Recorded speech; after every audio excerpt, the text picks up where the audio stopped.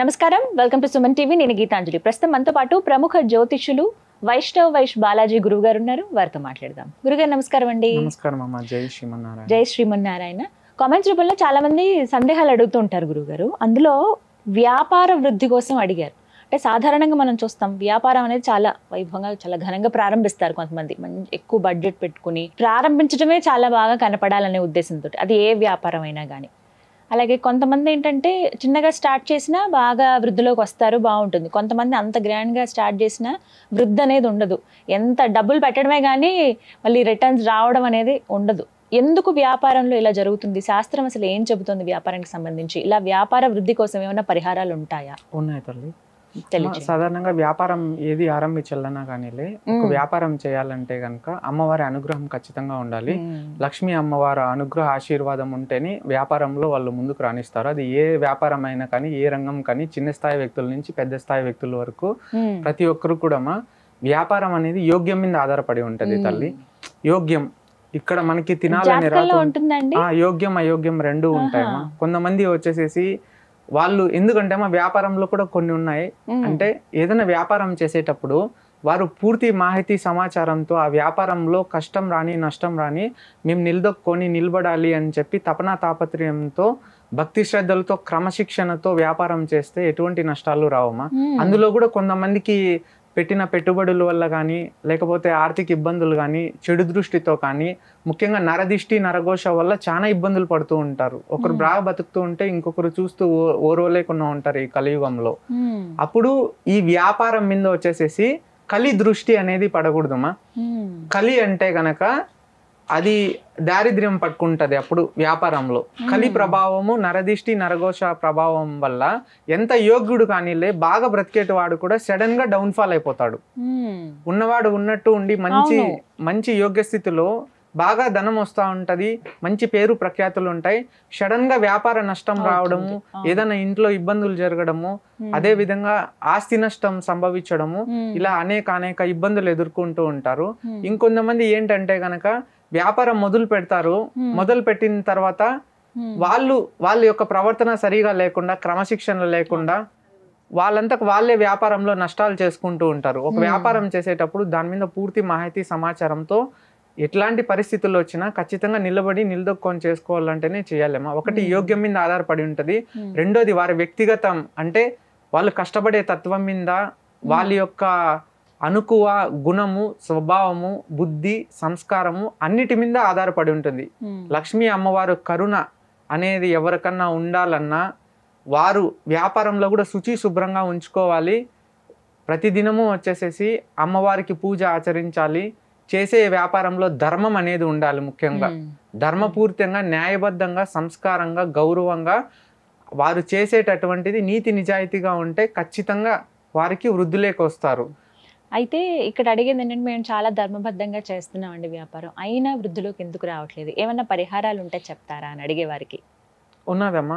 కొంతమందికి ఎంత చేసినా యోగ్యం అనేది ఉండదమ్మా. కొంతమందికి యోగ్యం ఉండదు. యోగ్యం లేని వారు ఏం చేసినా కానీ అయోగ్యులు అయిపోతారు. అంటే వాళ్ళు ఉన్నవన్నీ అమ్ముకొని పెట్టినా, లోన్స్ పెట్టుకొని చేసినా, ఏదైనా వాళ్ళ శక్తి సామర్థ్యాలకి అప్పు తీసుకొని ఎవరి దగ్గర చేసినా కానీ వారికి ఇక్కడ తినాలని యోగ్యం లేనప్పుడు, ఆ భగవంతుడు అనుగ్రహ ఆశీర్వాదం లేనప్పుడు అది వారికి తెలియదు. ఏదో వ్యాపారం పెట్టాం, మేము వృద్ధిలోకి రావాలి, మేము సంపాదించి బాగా బ్రతుక్కోవాలని ఏదో కోరికలతో పెట్టుకుంటారమ్మా, జీవితంలో ఎదగాలని తపనా తాపత్రయంతో. కాకపోతే అయోగ్యం లేనప్పుడు వాళ్ళు ఎంత చేసినా కానీలే అది అనుకూలం కాదు. నరుల యొక్క దృష్టి అనేది పడకూడదు. సాక్షాత్తు శ్రీమన్నారాయణ వెంకటేశ్వర స్వామికి నరదిష్టి తీస్తారు తిరుమలలో. అలాగా వ్యాపారానికి కొన్ని నియమాలు ఉంటాయమ్మా. ప్రతిదినము వచ్చి స్నానం ఆచరించాలి. లక్ష్మీ అమ్మవారికి, కుబేర స్వామి వారికి, విష్ణు భగవంతుడికి పూజ చేయాలి. ప్రతి ఒక్క వ్యాపారం దగ్గర వచ్చేసి లక్ష్మీ కుబేర స్వామి యంత్రం అనేది ఉంచుకోవాలి. ఆ వ్యాపారాలకి ధనాకర్షణ అనేది పెట్టుకోవాలి. లక్ష్మీ కుబేర స్వామి యంత్రం అంటే ఊరికే పెట్టకూడదమ్మా. వారి పేరు పైన, వాళ్ళ కుటుంబం పైన, వాళ్ళ గోత్రం పైన పూజ చేపించుకొని, ఒక హోమము, ఒక మంత్ర పూజ చేపించుకొని ఆ ఇచ్చేటటువంటి యంత్రానికి భగవంతుని యొక్క దివ్య ఆకర్షణ పెట్టించుకోవాలి. ఆ దివ్య ఆకర్షణ పెట్టించుకొని ధనాకర్షణ చేపించుకోవాలి. అలాగే జనాకర్షణ చేపించుకోవాలి. వ్యాపారం అనేది అమ్మవారి అనుగ్రహం పైన ఆధారపడి ఉంటది. ధనం అనేది ఆకర్షణ ఉండాలి. అలాగే జనం మనుషుల పైన ఆధారపడి ఉంటది. జనం ఆకర్షణ చేయాలి. ధనాకర్షణ శక్తి అలాగే జనాకర్షణ శక్తి, ఈ రెండూ కలిస్తే గనక యోగ్యం. ఈ మూడు ఉంటే వ్యాపారం వృద్ధిలో జరుగుతుంది. ఈ మూడు లేని వారికి ఇబ్బందులు ఎదుర్కొంటూ ఉంటారు. కొంతమంది బాగా బ్రతికిన వాళ్ళు కింద స్థాయికి పడిపోతారు, కింద స్థాయిలో ఉన్నవారు పెద్ద స్థాయికి వచ్చేస్తారు. ఇవి ఖచ్చితంగా చూసుకోవాలమ్మా. చిన్న చిన్న పరిహారాలు ఏమన్నా తెలియచేయండి గురుగారు. చిన్న పరిహారాలేమా? ఏమీ లేదు తల్లి, ఇది ఒక యంత్రం కావాలి. ఊరికే యంత్రం తెచ్చి పెట్టినంత మాత్రాన ఉండదమ్మా. అది పుణ్యాత్ముల చేతుల మీదుగా పూజ జరిపించాలి.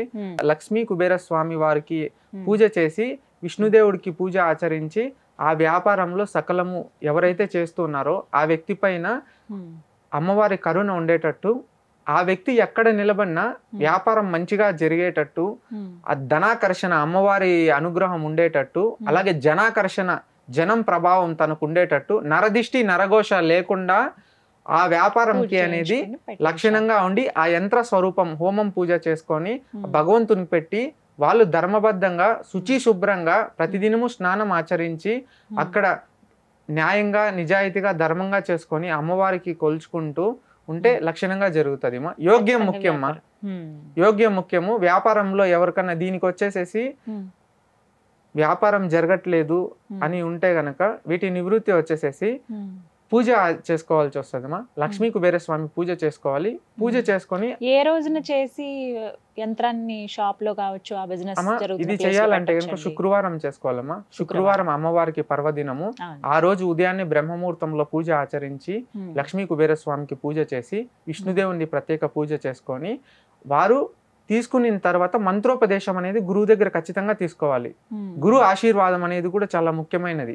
భగవంతుడి ఆశీర్వాదంతో పాటు గురు ఆశీర్వాదం పూజ అయిపోయిన తర్వాత అది ఒక హోమం రూపంలో కానీ లేకపోతే ఒక మంత్ర పూజ రూపంలో కానీ చేసి ఆ యంత్రాలు భగవంతుడి స్వరూపంలో పెట్టి, ఆ హోమం దగ్గర జ్వాల దగ్గర ఆ యంత్రాలన్నిటికీ వీరి పేరు పైన వచ్చేసి యంత్రాలు రాసేటప్పుడు వీరి కుటుంబం పేరు, వీళ్ళ ఇంటి పేరు, వారి పేరు రాసి వ్యాపారంలో వాళ్ళకి సకలము జయం కలగాలి అని రాసి, ఆ విధంగా వాళ్ళకి లాభం చేకూర్చేట్టు ఆ రాసినటువంటి యంత్రాలు కూడా పూజ అయిపోయిన తర్వాత భగవంతుని పాదాల దగ్గర పెట్టి గోదేవత పాదం తాకిచ్చి వాళ్ళకి లక్షణంగా తీసుకెళ్లి ఇస్తే గనక అది వాళ్ళు పవిత్రంగా పూజలు చేసుకుంటూ కష్టపడుకొని వాళ్ళు ఉంటే యోగ్యము, అమ్మవారి అనుగ్రహం సిద్ధిస్తుంది. వారి జీవితంలో ముందుకు సాగుతారు తల్లి. చాలా చక్కగా వివరించారు గురుగారు. ధన్యవాదాలండి. జై శ్రీమన్నారాయణ తల్లి.